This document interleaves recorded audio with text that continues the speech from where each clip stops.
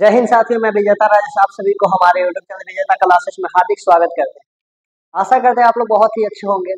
जैसे कि आप लोग जान रहे हैं कि हम लोग चैप्टर 1 का जितना भी लेक्चर था हम लोग पढ़ चुके थे, ठीक है। उसमें हम लोग कर रहे थे एनसीईआरटी सॉल्यूशन, जिसका पार्ट 1 हो चुका था, ठीक है। पार्ट 1 में हम लोग 10 क्वेश्चन नंबर तक सॉल्यूशन कर चुके थे। आज 11 से करना था बिकॉज इस चैप्टर में थोड़ा सा ज्यादा क्वेश्चन दे चुका था, ठीक है। आपको तो पता होगा, यदि आपके पास बुक हुआ तो आप देखे होंगे। इसमें लगभग 20 क्वेश्चन दिया हुआ है। इसमें यदि बोले तो एक पार्ट में थोड़ा ज्यादा लंबा हो जाता है, इसी कारण एक पार्ट में कवर नहीं करवाया गया था, ठीक है।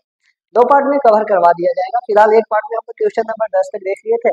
आज 11 से मतलब क्वेश्चन नंबर 11 से देखना है। 11 से थोड़ा सा है कि आपको लिखने है, मतलब राइट अप करना है। रिटन क्वेश्चन है, जैसे कि इसके पहले वाले क्वेश्चन बोले तो उसमें कुछ ऐसा क्वेश्चन था जो कि आपको क्या करना था, ऑब्जेक्टिव था, केवल सोचकर बताना था। लेकिन अब आपको लिखना है, इसी कारण से आपको चिंता नहीं लेना, आराम से हम लोग देख करके पढ़ेंगे, ठीक है। कैसा सोल्यूशन आता है, बहुत आसान होता है। और ऐसा सोल्यूशन इसलिए करवाया जा रहा है ताकि हाँ, क्वेश्चन ज्यादा होता है कि एनसीईआरटी के क्वेश्चन सही पूछता है, अलग से नहीं क्वेश्चन पूछा जाता है, ठीक है। तो आइए बिना देर किए स्टार्ट करते हैं। सबसे पहले जानते हैं, क्वेश्चन हम लिखे नहीं, ठीक है। क्वेश्चन का डायरेक्ट हम आंसर यहाँ पे दे रहे हैं। अब क्वेश्चन आपके पास होगा, यदि बुक को आराम से देख सकते हैं। वैसे तो बुक अब मोबाइल पे और अच्छी तरह से आपके पास बुक होना चाहिए, ऐसा आप तो अवेलेबल होना चाहिए, ठीक है। अब देखते हैं क्वेश्चन नंबर 11 क्या कहा जा रहा है, उसका जवाब हम लिखे, ठीक है। 11 नंबर क्वेश्चन बोला जाता है कि वियोजन अभिक्रिया संयोजन अभिक्रिया का विपरीत कैसे है, आपको समीकरण लिख कर बताना है, ठीक है। फिर से पढ़ देते हैं। वियोजन अभिक्रिया को संयोजन अभिक्रिया के विपरीत क्यों कहा जाता है, इन अभिक्रिया के लिए समीकरण लिखें। क्या बोला गया, वियोजन अभिक्रिया संयोजन अभिक्रिया का विपरीत क्यों होता है, इसका आपको समीकरण लिखना है। तो आप यदि चैप्टर को बहुत अच्छी तरह से पढ़े होंगे तो अभिक्रिया 5 प्रकार का था, आपको पता होगा। एक था संयोजन, दूसरा था वियोजन, तीसरा था एकल विस्थापन अभिक्रिया, जिसे हम लोग विस्थापन अभिक्रिया भी कहते हैं, ठीक है। और चौथा क्या था, द्विविस्थापन अभिक्रिया, और पांचवा था रेडॉक्स अभिक्रिया, जिसे हम लोग ऑक्सीकरण और अवकरण अभिक्रिया भी कहते थे। ये बातें आपको अच्छी तरह से पता होगा।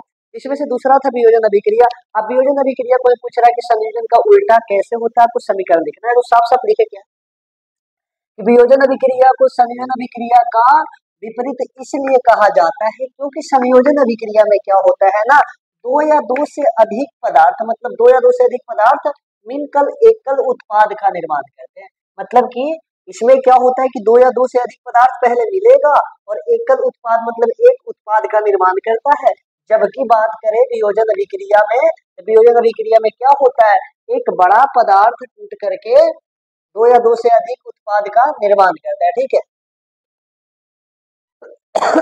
ये बात ही आपको पता चला होगा। मतलब कहना क्या चाहता है कि संयोजन अभिक्रिया में क्या हो रहा था ना,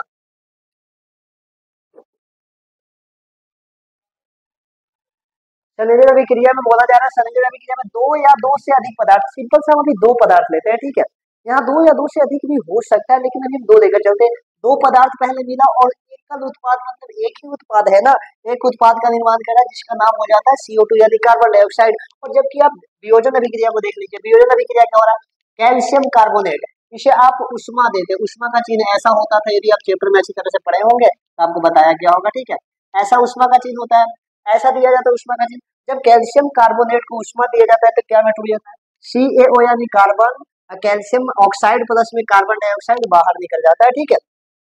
तो ध्यान से आप खुद से ऐसा सेंस लगा सकते हैं कि इसमें दो पदार्थ मिला और एक उत्पाद का निर्माण किया, जबकि इसमें एक पदार्थ है और इसमें दो पदार्थ टूट रहा है, तो दोनों एक दूसरे के विपरीत होगा कि नहीं होगा, सिंपल सी बात है ना। यही तो क्वेश्चन बोला है कि संयोजन वियोजन का विपरीत क्यों होता है, क्योंकि इसमें कहाँ निर्माण हो रहा है, इसमें कहाँ टूट रहा है, इसी कारण ये दोनों एक दूसरे का विपरीत होता है। आशा करते हैं क्वेश्चन नंबर 11 अच्छी तरह समझ में आया होगा, ठीक है। अब क्वेश्चन नंबर 12 चलते हैं। क्वेश्चन नंबर 12 क्या कहता है कि क्वेश्चन नंबर 12 में ये बोला जा रहा है आपको कि वियोजन अभिक्रिया, आप यदि पढ़े होंगे तो वियोजन अभिक्रिया को कैटेगराइज 3 भागों में बांटा गया था। ऐसा यदि आप पढ़े होंगे तो आपको याद होगा, कहीं ना कहीं थोड़ा सा याद दिलवाते हैं। वियोजन अभिक्रिया यानी टूटने के लिए, वियोजन में क्या हो रहा है ना कि वियोजन में तो पदार्थ टूट रहे हैं, तो टूटने के लिए या तो उष्मा की आवश्यकता होती है, या तो प्रकाश की आवश्यकता होती है, या तो विद्युत यानी करंट की आवश्यकता होती है। इस आधार पर वियोजन अभिक्रिया को 3 भागों में बांटा गया था। एक था उष्मीय वियोजन अभिक्रिया, दूसरा था क्या, प्रकाश वियोजन अभिक्रिया, तीसरा क्या था, विद्युत वियोजन अभिक्रिया, ठीक है। बस यही सेम क्वेश्चन पूछा जा रहा है आपसे 12वां क्वेश्चन नंबर में। ये आपको वियोजन अभिक्रिया का जो तीनों प्रकार है ना, उष्मा वियोजन अभिक्रिया, प्रकाश वियोजन अभिक्रिया तथा विद्युत वियोजन अभिक्रिया, तीनों को आपको समीकरण लिखना है। तो हमने ये यहाँ पे केवल समीकरण लिखा है कि देखिए, पहला उष्मा की आवश्यकता होती है, यदि इसमें डिफिनेशन लिखना चाहे तो डिफिनेशन भी लिख सकते हैं। सिंपल सा क्या कह सकते हैं, वैसा वियोजन अभिक्रिया जिसको संपन्न यानी पूरा होने के लिए उष्मा की आवश्यकता होती है। उष्मा मतलब हमें हीटिंग देना पड़ता है, ठीक है। उष्मा की आवश्यकता होती है, उसे हम लोग क्या कहते हैं, उष्मीय वियोजन अभिक्रिया कहते हैं। इसका समीकरण क्या हो जाएगा, कैल्शियम कार्बोनेट। कैल्शियम कार्बोनेट को जब उष्मा दिया जाता है, उष्मा का सिंबल होता है, बता दिया गया है, ठीक है। जब उष्मा दिया जाता है तो किसमें टूट जाता है, CaO यानी कैल्शियम ऑक्साइड में टूट जाता है, प्लस में कार्बन डाइऑक्साइड बाहर निकल जाता है। इसे हम लोग नाम दिए थे कली चूना भी कहते थे, ठीक है। कली चूना भी कहते थे, जो कि बाजार में मिलता है अभी भी, ठीक है। पोताई उताई करने के लिए आता है, इसी को प्रयोग किया जाता है कली चूना, ठीक है। ये कली चूना टूट जाता है, प्लस में कार्बन डाइऑक्साइड गैस बाहर निकल जाता है। इसे टूटने के लिए कहीं ना कहीं उष्मा की आवश्यकता होगा। दूसरा क्या बोला जा रहा है, प्रकाश, अर्थात प्रकाश वियोजन अभिक्रिया क्या होगा। यदि इस वियोजन अभिक्रिया को बोले, डिफिनेशन लिखे, तो क्या हो जाएगा, वैसी वियोजन अभिक्रिया जिसको संपन्न होने के लिए क्या चाहिए, प्रकाश की आवश्यकता होती है, उसे हम लोग कहते हैं प्रकाश वियोजन अभिक्रिया। अब ध्यान से देखिएगा, इसे कहते हैं सिल्वर, यानी Ag मतलब होता है सिल्वर और Cl मतलब क्लोरीन, दोनों मिलकर बनाता है सिल्वर क्लोराइड। अब सिल्वर क्लोराइड को यदि प्रकाश दिया जाता है ना, तो प्रकाश देने के बाद यह सिल्वर अलग हो जाता है और क्लोरीन गैस बाहर निकल जाता है। हमें समझना है यहाँ टूटने के लिए क्या चाहिए, इसको प्रकाश मिला, क्या प्रकाश देना पड़ा, इस कारण इसे प्रकाश वियोजन अभिक्रिया कहा जाता है। अब यहाँ पे बैलेंसिंग नहीं होगा, बैलेंसिंग करने के लिए आपको अच्छी तरह से बताया गया है। क्लोरीन की संख्या 2, तो यहाँ 2 करने के लिए क्या कर सकते हैं, आगे 2 लगाएंगे, 2 लगा दी, क्लोरीन तो 2 हो गया, लेकिन सिल्वर की संख्या भी 2 आ गया, 2 लगाने के लिए यहाँ पे 2 लगा। बातें आप लोग अच्छी तरह से पढ़ चुके होंगे। अब तीसरा आता है विद्युत वियोजन अभिक्रिया, मतलब इसको भी लिखना चाहे तो वैसा वियोजन अभिक्रिया जिसको संपन्न होने के लिए विद्युत की आवश्यकता यानी इलेक्ट्रिक की आवश्यकता होती है, उसे हम लोग कहते हैं विद्युत वियोजन अभिक्रिया। जैसे कि NaCl हमने उदाहरण दिया, NaCl मतलब होता है सोडियम क्लोराइड, नाम सुने होंगे। सोडियम क्लोराइड को जब क्या दिया जाता है, विद्युत यानी कि इलेक्ट्रिक प्रवाह किया जाता है, तो इलेक्ट्रिक प्रवाह करने के बाद Na+ यानी और Cl- आयन में टूट जाता है। इसी प्रकार से आप जल का भी उदाहरण लिख सकते हैं, लेकिन इसमें हमसे बोला है कि एक एक उदाहरण लिखना है, सफिशिएंट है। ऐसा तो उदाहरण लिख हो सकता है जल, इसका भी दूसरा हो सकता है, इसका भी दूसरा हो सकता है, लेकिन हमसे जितना क्वेश्चन बोला जा रहा है उतना ही लिखे तो बेस्ट होगा, ठीक है। अब आते हैं 13 नंबर क्वेश्चन, 12 तक आपको समझ में आया होगा। क्वेश्चन नंबर 13 क्या बोला जाता है कि विस्थापन और द्विविस्थापन अभिक्रिया में अंतर बताना है। यदि आप अच्छी तरह से अभिक्रिया का प्रकार पढ़े हैं, अभिक्रिया 5 प्रकार का होता था, आप अच्छी तरह से पढ़े होंगे, ठीक है। उनमें से विस्थापन और द्विविस्थापन अभिक्रिया में बस अंतर करना है कि आखिर एकल विस्थापन अभिक्रिया और द्विविस्थापन अभिक्रिया क्या होता है। यहाँ पे एकल विस्थापन अभिक्रिया विस्थापन अभिक्रिया को ही कहा जाता है, ठीक है। होगा सिंपल सा बात समझ में आता है, इसी का ध्यान से देखते हैं। विस्थापन अभिक्रिया को कहते थे और द्विविस्थापन अभिक्रिया इसे भी बोला जाता है, ठीक है। तो दोनों में बस हमको अंतर करने के लिए कह रहा है कि दोनों में अंतर क्या होता है, तो दोनों में अंतर बहुत आसान है, हम लोग 3-3 अंतर कर दे तो हमें नंबर अच्छी तरह से मिल जाएगा, ठीक है।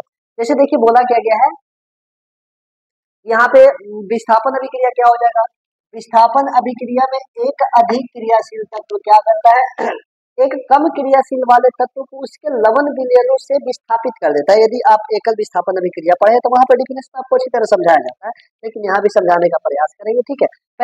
पहली हम अंतर लिखते हैं, डिफिनेशन पहला अंतर हो जाएगा। दूसरा, इसको दर्शाने के लिए क्या करते हैं, इस चिन्ह का प्रयोग किया करते हैं।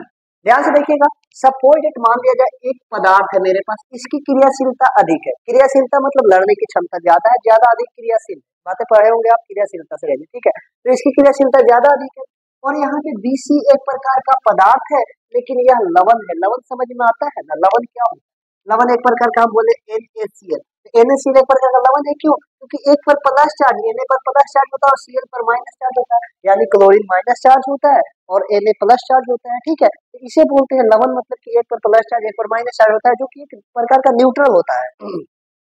न्यूट्रल यदि बात करें तो अब यह लवण का निर्माण होता है तो यह किसी से रिएक्शन नहीं कर सकता, क्यों, क्योंकि यह फुलफिल हो जाता है। Na यानी सोडियम के पास एक इलेक्ट्रॉन ज्यादा होता है तो वह एक इलेक्ट्रॉन देना चाहता है, जबकि क्लोरीन के पास एक इलेक्ट्रॉन चाहिए होता है तो यह Na से क्या कर देता है, सोडियम से ले लेता है, ठीक है। तो ऐसा होता है लवण, यह एक प्रकार का विलयन होता है, मतलब माना जाए तो यहाँ पे एक प्रकार का विलयन है। और कैसा विलयन है, तो लवण विलयन है। अब इसको रिएक्शन करवाने के बाद इसकी क्रियाशीलता इससे ज्यादा है तो इसे हटाकर इसके साथ जुड़ जाता है और निर्माण क्या करता है, AC के साथ जुड़ गया तो AC बन जाता है, प्लस में B बाहर निकल जाता है, क्यों, क्योंकि इसकी क्रियाशीलता अधिक है। ये दर्शाने के लिए लिखे। अब यदि मैं तीसरा समीकरण लिखे इसका उदाहरण में, तो उदाहरण में क्या लिखते हैं, जिंक। वैसे तभी तुरंत हमने उदाहरण लिया था कॉपर, लेकिन यहाँ पे कॉपर यदि लिखते तो कॉपर क्या था ना, कॉपर ये थोड़ा सा नीचे आता है हाइड्रोजन से, तो हाइड्रोजन को वह हटा नहीं पाता, इसी कारण हम यहाँ पे काट करके जिंक लिखे, क्यों, ताकि रिएक्शन समझ में आ जाए। अब ध्यान से देखिएगा, एक अधिक क्रियाशील तत्व बोल जा रहा है, तो क्रियाशीलता आपको पता होना चाहिए। यहाँ देखिए जिंक ऊपर आता है, किससे ऊपर आता है, तो हाइड्रोजन से ऊपर आता है। हाइड्रोजन कहाँ, नीचे है और जिंक ऊपर है, यानी जिंक की क्षमता होगी हाइड्रोजन से ज्यादा क्रिया करने का। इसी कारण जिंक क्या करता है, इसको हटा देता है, और यह एक प्रकार का लवण होता है। आपको पता है H पर प्लस चार्ज होता है और सल्फेट पर माइनस चार्ज होता है, बातें आपको पता होगा। और तो यही दोनों को रिएक्शन करवाया जाता है, तो इसकी क्रियाशीलता अधिक होने के कारण हाइड्रोजन को हटा देता है और सल्फेट के साथ जुड़ जाता है और बताता है क्या बनाता है, तो ZnSO4, जिसे हम लोग कहते हैं जिंक सल्फेट प्लस में हाइड्रोजन गैस बाहर निकल जाता है। अब यहाँ तक समझ में आया होगा एकल विस्थापन अभिक्रिया। ये इसका 3 उदाहरण लिखे तो सफिशिएंट है, ठीक है। ये इसका क्रियाशीलता श्रेणी आपको दिखा दिया गया है, याद होगा तो तुरंत से रिएक्शन आपको समझ में आ जाएगा, ठीक है। इसे फिलहाल इरेज करते हैं। अब आगे चलते हैं। द्विविस्थापन अभिक्रिया में क्या बोला जा रहा है, द्विविस्थापन अभिक्रिया में दो यौगिक, मतलब कि इसमें ऐसा नहीं कि रिएक्शन क्रियाशीलता ज्यादा होगा तो रिएक्शन करेगा कि नहीं करेगा, करता है, लेकिन हमें सिर्फ समझना है इसमें दो यौगिक अपने आयनों का आदान प्रदान करते हैं। मतलब एक यौगिक अपने आयन को दूसरे के साथ दे देगा, दूसरा यौगिक अपने आयन को इसके साथ दे देता है, ठीक है। इस प्रकार आदान प्रदान करके नए नए यौगिक का निर्माण करके उसे हम लोग कहते हैं द्विविस्थापन अभिक्रिया। इसे दर्शाने के लिए देखते हैं, हमने AB पदार्थ लिया, एक प्रकार का पदार्थ है, दूसरा CD पदार्थ है। दोनों क्या करता है, दो पदार्थ अपने आयनों को आदान प्रदान करते हैं। मतलब कि A किसके साथ रिएक्शन कर गया, B के साथ जाकर मिल गया। मतलब यह सोचा, मतलब A है ना, A अपने आयनों को इसके साथ दे दिया, B को C के साथ दे दिया, तो क्या निर्माण कर दिया, BC निर्माण किया। और D जो आयन है ना, DC को इसके साथ दे दिया, मतलब कि C को B के साथ दे दिया, मतलब दोनों आपस में आयन को आदान प्रदान कर दिए, तो B C के साथ रिएक्शन करके बना दिया BC, जबकि A D के साथ रिएक्शन करके क्या बना दिया, AD बना दिया। मतलब यहाँ समझना है कि दोनों पदार्थ आपस में एक दूसरे आयन को क्या कर रहे हैं, आदान प्रदान कर रहे हैं, ठीक है। तो उसे कहते हैं हम लोग द्विविस्थापन अभिक्रिया। एग्जाम्पल आपके सामने है, एग्जाम्पल क्या लेते हैं, KBr, के मतलब होता है पोटेशियम, Br मतलब होता है ब्रोमीन। तब निर्माण करता है, दोनों आपस में रिएक्शन करें, पोटेशियम ब्रोमाइड किसके साथ रिएक्शन करता है, बेरियम आयोडाइड। आयोडीन मतलब होता है, आई मतलब आयोडीन और बी मतलब होता है बेरियम, ठीक है। तो बेरियम आयोडाइड के साथ रिएक्शन करता है, क्या बनाता है, तो पोटेशियम यहाँ से अपने आयनों को हटा करके यह जाकर के आई के साथ जुड़ जाता है और KI यानी पोटेशियम आयोडाइड का निर्माण कर देता है। दूसरी बात है बेरियम जाकर के यहाँ से किसके साथ जुड़ जाता है, ब्रोमीन के साथ जुड़ जाता है, बेरियम ब्रोमाइड के साथ जुड़ जाता है, यानी बेरियम ब्रोमाइड का निर्माण कर देता है, बेरियम ब्रोमाइड। तो यहाँ पे आयनों का आदान प्रदान हुआ है, तो यह होता है द्विविस्थापन अभिक्रिया। 3 एग्जाम्पल, मतलब 3 हम लोग लिखे, 3 दोनों में लिख देते तो ये सफिशिएंट होता है, ठीक है। ये था आपका विस्थापन और द्विविस्थापन में अंतर। अब क्वेश्चन नंबर 14 क्या कहता है, 14 का हमने सिर्फ आंसर लिखा है, आप अपने शब्दों में लिख सकते हैं। क्वेश्चन नंबर 14 क्या बोला जाता है ना, कि सिल्वर के शोधन में, सिल्वर का मतलब क्या होता है, सिल्वर का मतलब बताया गया था Ag मतलब क्या होता है, सिल्वर होता है, सिल्वर का सिंबल होता है। इसके शोधन मतलब होता है निकाला जाना, कि आखिर सिल्वर को हमको निकालना है, तब क्या करते हैं, सिल्वर के शोधन में आपको क्या करना है, सिल्वर नाइट्रेट के विलयन, यह एक प्रकार का विलयन है, सिल्वर और NO3 मतलब नाइट्रेट, सिल्वर नाइट्रेट के विलयन के साथ कॉपर को रिएक्शन करवाया जाता है। कॉपर को रिएक्शन करवाया जाता है तो उस दौरान क्या होता है ना, अभी तुरंत आपको बताया गया था कि कोई तत्व का यदि क्रियाशीलता ज्यादा होता है तो इसके विलयनों से हटा देता है। तो कॉपर क्या करता है, सिल्वर को यहाँ से हटा देता है, क्योंकि कॉपर की क्रियाशीलता सिल्वर से ज्यादा होती है और NO3 के साथ जुड़ जाता है, बना देता है कॉपर नाइट्रेट और सिल्वर बाहर निकल जाता है। तो हमें क्या प्राप्त करना था, यही तो प्राप्त करना था ना, कि सिल्वर का शोधन करने के लिए क्या चाहिए हमको, तो सिल्वर का शोधन करने के लिए कॉपर को रिएक्शन करवाया जाता था सिल्वर नाइट्रेट के साथ। ऐसा आपके क्वेश्चन नंबर 14 में बोला जा रहा है कि सिल्वर का शोधन करने के लिए सिल्वर नाइट्रेट को आपको कॉपर के साथ रिएक्शन करवाना है और साथ में क्या करना है, सिल्वर की प्राप्ति करना है। बस वही रिएक्शन यहाँ पे लिख दिया, ठीक है, बस ऐसा करना है।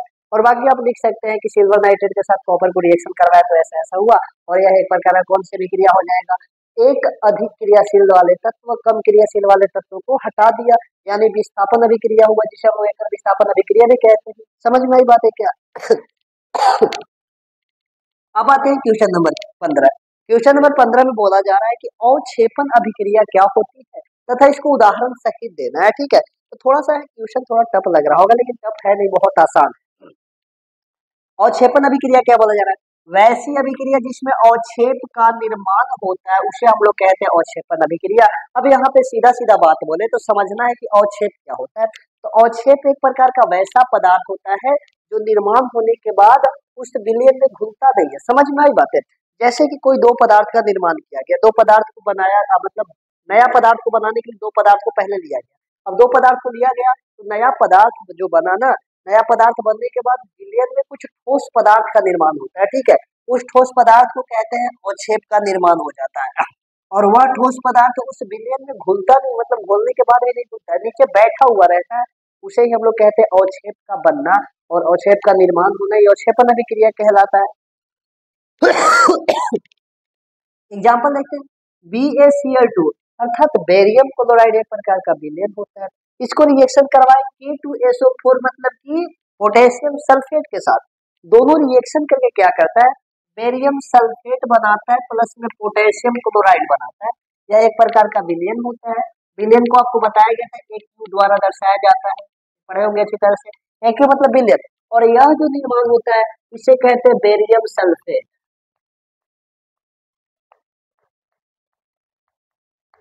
बेरियम सल्फेट एक प्रकार का सफेद अवक्षेप होता है।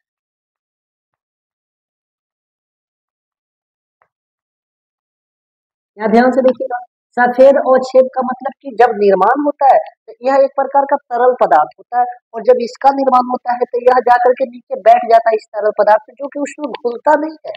इसी कारण इसको नाम दिया था अवक्षेप। और इसका कलर कैसा होता है, व्हाइट होता है, उजला होता है, इसी का नाम इसका दे दिया जाता है सफेद अवक्षेप, ठीक है।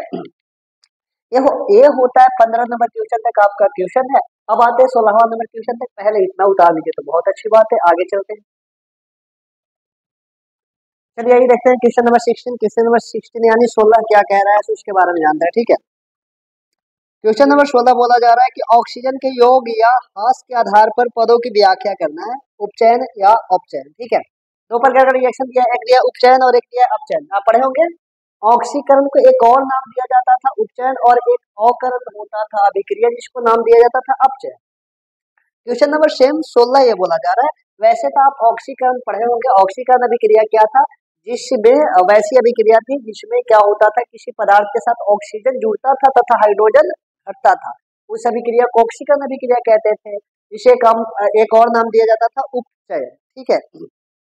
दूसरा बात करें अवकरण, तो अवकरण अभिक्रिया क्या था, जस्ट ऑक्सीकरण का विपरीत होता है। यह वैसी अभिक्रिया होती है जिसमें ऑक्सीजन घटता है तथा हाइड्रोजन किसी पदार्थ के साथ जुड़ता है, उसे हम लोग कहते हैं अवकरण, जिसे हम लोग अपचयन भी कहते हैं। समझ में आई बात? तो यहाँ पे हाइड्रोजन का लेना देना नहीं, क्योंकि क्वेश्चन में पहले से बोल दिया है कि आपको ऑक्सीजन का योग तथा ह्रास यानी घटना, ह्रास मतलब क्या होता है, घटना, तो ऑक्सीजन के योग तथा ह्रास से आपको उपचयन और अपचयन को क्या करना है, परिभाषित करना है तथा दो दो एग्जाम्पल देना है। हम दो दो एग्जाम्पल ले चुके हैं। उपचयन क्या होता है, ऑक्सीजन की वृद्धि होती है जब किसी ऑक्सीजन, जब कोई पदार्थ के साथ ऑक्सीजन जुड़ता है तो ऑक्सीजन बढ़ रहा है, तो ऑक्सीजन का वृद्धि होना क्या कहलाता है, उपचयन कहलाता है। इसे हम लोग ऑक्सीकरण भी कह सकते हैं, ठीक है। यहाँ पे हाइड्रोजन का घटना भी हम लोग लिख सकते थे, लेकिन बात यहाँ तक रहा कि हाइड्रोजन के बारे में बोला नहीं हमसे, तो एक क्वेश्चन बोला जा रहा है कि ऑक्सीजन का जुड़ना यानी योग तथा ह्रास के आधार पे आपको परिभाषित करना है, ठीक है।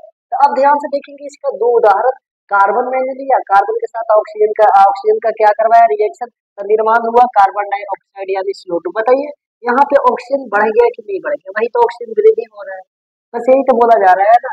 पहला उदाहरण। दूसरा, कॉपर की रिएक्शन करवाते हैं ऑक्सीजन के साथ, यानी जलाया जाता है, सिंपल सी बात बोले तब, ठीक है। तो रिएक्शन करके बनाता है क्या, कॉपर ऑक्साइड बनाता है। ध्यान से देखिएगा, यहाँ पे अकेला था, यहाँ के साथ क्या हुआ, ऑक्सीजन जुड़ गया है, यानी ऑक्सीजन की वृद्धि हो रही है। ऑक्सीजन की वृद्धि होना तो क्या कहलाता है, ऑक्सीकरण या उपचयन कहलाता है। हमें तो उपचयन बोला है ना, उपचयन बोल दिए। अब यहाँ पे एक बात आता है, किसका उपचयन हुआ है, तो जिसके साथ ऑक्सीजन जुड़ा है उसी का तो उपचयन होगा ना, सिंपल सी बातें तो है। कार्बन के साथ ऑक्सीजन जुड़ा है, कॉपर के साथ ऑक्सीजन जुड़ा है, तो यहाँ पे कार्बन तथा कॉपर का उपचयन हुआ है, सिंपल सी बातें देखिए, ठीक है।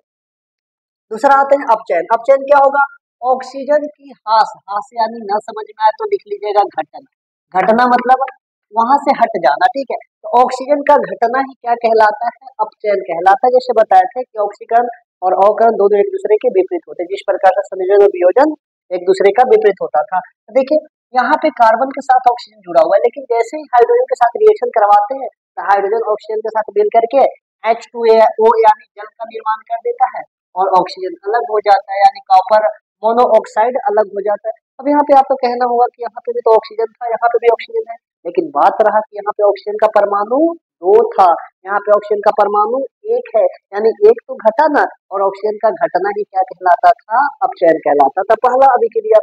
दूसरा भी उदाहरण मांगा है, यहाँ पे देखिए कॉपर के साथ ऑक्सीजन है, लेकिन जैसे ही इसको रिएक्शन करवाया जाता है हाइड्रोजन गैस के साथ, रिएक्शन करने के बाद बनाता है H2O यानी जल का निर्माण करता है और कॉपर बाहर निकल जाता है। अब ध्यान से देखिएगा, यहाँ पे कॉपर के साथ ऑक्सीजन था, लेकिन यहाँ पे वो कॉपर था अकेला आ गया, यानी ऑक्सीजन कहीं ना कहीं तो घटा है ना, इसके साथ जुड़ा है, हमें मतलब नहीं है, हमें तो यहाँ पे देखना है कि किसके साथ घटा है। आपका यही क्वेश्चन होगा, यहाँ पे तो हाइड्रोजन के साथ जुड़ जा रहा है, हाँ अच्छी बात है जुड़ जा रही है, लेकिन हम यहाँ पे देख रहे हैं अभी इसके साथ बात नहीं करना, हाइड्रोजन का तो लेना देना ही नहीं है, ठीक है।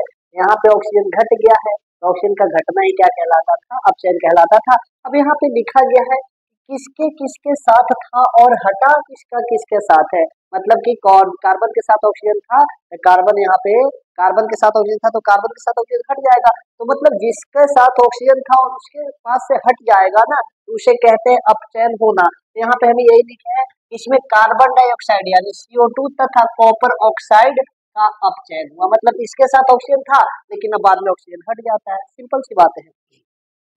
आगे क्वेश्चन नंबर 17 बोला जा रहा है, ध्यान से समझिएगा। क्वेश्चन नंबर 17 में ये बोला जा रहा है, एक भूरे रंग का चमकदार तत्व X वायु की उपस्थिति में गर्म करने पर काले रंग का हो जाता है, इस तत्व एवं उस काले रंग के यौगिक का नाम बताइए। ठीक है, सिंपल सी बात है, बोला जा रहा है कि एक X तत्व मान लिए गए, कोई भी तत्व है उसे हम X मान लिए, वह कॉपर हमने लिया है, ठीक है। एक तत्व है, अभी हम कॉपर जैसे ले लिए हैं बताने के लिए, एक तत्व है जो कि चमकदार है और भूरा कलर का है, लेकिन जब उसे वायु की उपस्थिति यानी ऑक्सीजन की उपस्थिति में जलाया जाता है तो कैसा बन जाता है, काले रंग का कॉपर बन जाता है। मतलब यहाँ पे कॉपर लिए तो कॉपर ऑक्साइड बन जाता है, ऐसे लिए है, लेकिन हाँ जलाने के बाद क्या बन जाता है काले रंग का यौगिक बन जाता है। तो हमने क्या लिया, माना कि तत्व X कॉपर है, एक तत्व लेने के लिए बोला जा रहा है, कॉपर एक चमकदार तत्व होता है जो कि भूरा रंग का होता है, ध्यान से देखिएगा, पूरा व्हाइट भी नहीं होता है, ठीक है, ये भूरा कलर का होता है। और जब इसे वायु की उपस्थिति में जलाया जाता है ना, तो जलाने के बाद क्या बना देता है, देखिए जैसे रिएक्शन लिखे है, कॉपर लिए, कॉपर को ऑक्सीजन की उपस्थिति में जलाया गया, तो जलाने के बाद कॉपर ऑक्साइड बनता है और यह काले रंग का यौगिक हो जाता है, काले रंग का यौगिक बन जाता है, ठीक है। अब ऐसा आपको पता होगा, जैसे देखिए कॉपर का बहुत सारा ऐसा सामान होता है जो कि बना होता है, ठीक है। अब ध्यान से उससे क्या कीजिएगा, वायु की उपस्थिति में कभी कभी आग लग जाती है, देखिए काला रंग का बन जाता है, बन जाता है क्या, तो वही तो यहाँ सिंपल सा बोला है, ठीक है, यहाँ तक समझ में आया होगा। क्वेश्चन नंबर आगे चलते हैं। क्वेश्चन नंबर 18 क्या बोला जाता है ना, लोहे की वस्तुओं को हम पेंट क्यों करते हैं। सिंपल सी बात है कि लोहे की वस्तुओं को हम पेंट क्यों करते हैं, तो लोहे की वस्तुओं को हम पेंट क्यों करते हैं, देखो लोहे से बनी वस्तुओं को हम पेंट करते हैं ताकि क्या करे, ताकि उसमें जंग न लगे, यहाँ पे थोड़ा छूट गया, ताकि आप लिख सकते हैं, ठीक है। लोहे से बनी वस्तुओं को हम पेंट करते हैं ताकि उसमें जंग न लगे, क्यों, क्योंकि जंग जब लगता है ना, तो लोहे से बनी वस्तुएं क्या होते हैं, धीरे धीरे खटती जाती है, मतलब खत्म होते जाती है, और एक समय ऐसा आता है वह सब खत्म हो जाती है, ठीक है। इसी कारण लोहे से बनी वस्तुओं को हम क्या करते हैं, पेंट करते हैं ताकि वह खत्म न हो। समझ में आई बात है क्या। क्वेश्चन नंबर 18 का हो गया। क्वेश्चन नंबर 19 क्या बोला जा रहा है, तेल व वसा युक्त पदार्थों यानी खाद्य पदार्थों को हम नाइट्रोजन से प्रभावित क्यों करते हैं। क्वेश्चन बोला जा रहा है कि आप ऐसा, इस क्वेश्चन को थोड़ा सा छोड़कर यदि समझे तो आप देखे होंगे कि चिप्स का पैकेट होता है, उसमें कौन सा गैस भरा जाता है, तो नाइट्रोजन गैस भरा जाता है। इसी प्रकार से बोला जा रहा है कि यदि हमें तेल व वसा युक्त पदार्थों को लंबे समय तक सुरक्षित रखना है तो उससे नाइट्रोजन गैस क्यों प्रभावित कर जाती है, ठीक है। जैसे कि हम देखते हैं घर पे कोई खाना बनाया जाता है तो वह ज्यादा समय तक नहीं टिकता है, लेकिन बाजार की जो आइस सामानें रहती है, प्लास्टिक में पैक रहती है, तो वह इतना दिन तक कैसे सुरक्षित रह जाती है, तो कारण यही रहता है, उसमें नाइट्रोजन गैस क्या होती है, प्रवाहित की जाती है। और यदि आप चैप्टर को ध्यान से पढ़े होंगे तो वहां पे बताए थे एक रसायन होता है जिसका नाम होता है एंटीऑक्सीडेंट, एंटीऑक्सीडेंट, एंटीऑक्सीडेंट नामक रसायन होता है, केमिकल होता है, जिसको पहले पदार्थ से मिलाया जाता है जिससे पदार्थ लंबे समय तक सुरक्षित रहता है, ठीक है। और तीसरा बताया थे, ये तो सब लोग जानते हैं कि यदि भोजन को सुरक्षित लंबे समय तक रखना है तो हमें क्या करना पड़ेगा, इसे फ्रिज में रख देना होता है, क्योंकि फ्रिज का तापमान माइनस में होता है। इसी प्रकार से देखिए क्वेश्चन नंबर 19 से यही बोला जा रहा था, तेल व वसा युक्त खाद्य पदार्थों को N2 गैस से प्रभावित इसलिए किया जाता है क्योंकि हम जानते हैं कि नाइट्रोजन गैस किसी से अभिक्रिया नहीं करता है। मतलब नाइट्रोजन गैस क्या होता है, अक्रियाशील गैस होता है, ठीक है, वह किसी से रिएक्शन नहीं करता है। जैसे कि यदि ऑक्सीजन की मैं बात करूं तो ऑक्सीजन रिएक्शन कर लेता है दूसरे पदार्थों से, धातु से भी रिएक्शन कर लेता है, लेकिन नाइट्रोजन क्या होता है ना कि नाइट्रोजन क्या करता है, किसी से भी रिएक्शन नहीं करता है। इसी कारण जब पदार्थ में मिलाया जाता है तो किसी से रिएक्शन करने ही नहीं देता है, तो पदार्थ ज्यादा दिन तक सुरक्षित रहता है। समझ में आई बात है। इसके अलावे और भी एंटीऑक्सीडेंट नामक पदार्थ का प्रयोग किया जाता है, जो कि आपको चैप्टर में पढ़ाया गया। अब आगे आते हैं, क्वेश्चन नंबर 19 यहाँ हो गया, एक क्वेश्चन नंबर 20 से फिलहाल लिखा गया है 19, ठीक है, यहाँ 20 कर लीजिए। 20 का बोला जा रहा है कि आपको संक्षारण और विकृत गंधिता दो का आपको डिफिनेशन देना है और साथ में उदाहरण देना है। तो आप पढ़े होंगे, यदि चैप्टर पढ़े होंगे तो चैप्टर का लास्ट तक हम बताए थे, और खैर यहाँ भी बताएंगे, लेकिन हाँ वहां तक बताए थे तो वहां पे थोड़ा सा और समझाया गया था, लेकिन यहाँ भी समझाने का प्रयास करेंगे। संक्षारण क्या होता है, धातु से बनी वस्तुओं, मुख्य रूप से आयरन, आयरन यानी लोहा, लोहा देखिएगा ज्यादा संक्षारित होता है, उसमें ज्यादा जल्दी जंग लग जाता है, जबकि अन्य धातु से बनी वस्तुओं में जंग ज्यादा नहीं लगता है हाल ही, ठीक है। वही बोला जा रहा है, धातु से बनी वस्तुएं मुख्य रूप से आयरन, वस्तुओं को जब खुली वायु में छोड़ दिया जाता है ना, तो वायु में उपस्थित कारकों जैसे बहुत सारे कारक होते हैं, जैसे जलवाष्प, आप जानते हो कि जलवाष्प का नाम सुने होंगे, जलवाष्प व अन्य गैस जैसे कि नाइट्रोजन हो गया, कार्बन डाइऑक्साइड हो गया, कार्बन मोनोऑक्साइड हो गया, बहुत सारे गैस होते हैं, उन सभी से क्या करता है, रिएक्शन करता है। अभी तुरंत बताया कि नाइट्रोजन से रिएक्शन करता नहीं, तो नाइट्रोजन को छोड़ दीजिए, नाइट्रोजन के अलावा और भी तो गैस होते हैं ना। तो उन सभी गैसों से क्या करता है, अभिक्रिया करके अपनी सतह के ऊपर पतली परत बना लेती है, बहुत पतली परत बना लेती है, और बनाते जाती है, और कभी कभी क्या हो जाता है, धीरे धीरे मोटा हो जाता है, वही ठीक है। तो पतली परत बना देती है, जिसे हम लोग कहते हैं संक्षारण, या तो इसी को नाम दिया जाता है जंग लगना भी कहते हैं। क्या था इसका प्रक्रिया, यदि आप चैप्टर पढ़े हो तो उसमें थोड़ा डीप में चले थे कि आखिर कारण क्या होता है कि जंग लग जाता है, और आखिर सुरक्षित कैसे रख सकते हैं, सब बातें वहाँ बताया गया था, लेकिन यहाँ पे इसको डीप में नहीं बोला है, बस संक्षारण का परिभाषा पूछा है और उदाहरण बोला है, ये बातें समझ में आया होगा। अब उदाहरण क्या लिख सकते हैं, लोहे से बनी वस्तुओं में जंग लगना, पहला उदाहरण। ऐसा और उदाहरण क्या लिख सकते हैं, जैसे देखिए कॉपर से बनी वस्तुओं क्या होता है, काला होते जाता है धीरे धीरे, तो वैसे भी लिख सकते हैं कॉपर से बनी वस्तुओं को क्या हो जाना, काला होते जाना, ठीक है। तो पहला एग्जाम्पल सटीक रहेगा, लोहे से बनी वस्तुओं में जंग लग जाना, ठीक है। आगे विकृत गंधिता क्या होती है, विकृत गंधिता का परिभाषा कैसे लिखेंगे, तैली है, तैली मतलब तेल में उबाला हुआ पदार्थ, या तो जिसमें तेल की मात्रा ज्यादा होता है, या तो वसा युक्त पदार्थ, जिसमें वसा मतलब घी हो गया, प्रोटीन मतलब घी हो गया, और घी के अलावा मतलब बोल सकते हैं तेलीय पदार्थ ज्यादा, ठीक है। तैलीय तथा वसा युक्त भोजन को ज्यादा समय तक खुला छोड़ देने के बाद क्या होता है ना, इस कारण से वह गंध देने लगता है। अब यहाँ पे हमको सिर्फ डिफिनेशन लिखने के लिए बोला गया था, तो डिफिनेशन लिख दिया, लेकिन इसको थोड़ा डीप में बताएं। तो डीप में क्या हुआ था कि जब इसे खुला छोड़ दिया जाता है तो वायु बहुत सारे क्या रहते हैं, सूक्ष्म जीव रहते हैं, और सूक्ष्म जीव क्या करते हैं, भोजन में प्रवेश करके तेलीय पदार्थ को या वसा युक्त पदार्थ को क्या करता है, धीरे धीरे क्या करते जाते हैं, खत्म करते जाते हैं और गंधित बनाते जाते हैं, जिससे भोजन क्या करने लगता है, गंध देने लगता है, और गंध देने की प्रक्रिया को कहते हैं विकृत गंधिता कहा जाता है, ठीक है। फॉर एग्जाम्पल में आपको दिखाया गया है, चिप्स की पैकेट में ऑक्सीजन को निकाल करके नाइट्रोजन गैस को भर देना, क्योंकि नाइट्रोजन किसी से रिएक्शन नहीं करता है, तो भोजन ज्यादा समय तक अच्छा रहेगा। इसी प्रकार से आप और उदाहरण लिख सकते हैं कि चिप्स की पैकेट में या तो लंबे समय तक भोजन को सुरक्षित रखने के लिए एंटीऑक्सीडेंट नामक रसायन का प्रयोग करना। समझ में आई बातें। एक और उदाहरण हो सकता है क्या, कि भोजन को ज्यादा लंबे समय तक सुरक्षित रखने के लिए हमें फ्रिज का प्रयोग करना चाहिए। ये था आपका एनसीईआरटी चैप्टर नंबर 1 का सारा सॉल्यूशन। आपको यदि यहाँ तक कोई डाउट होता है तो कृपया आप हमसे पूछ सकते हैं। फिलहाल आज के लिए इतना ही।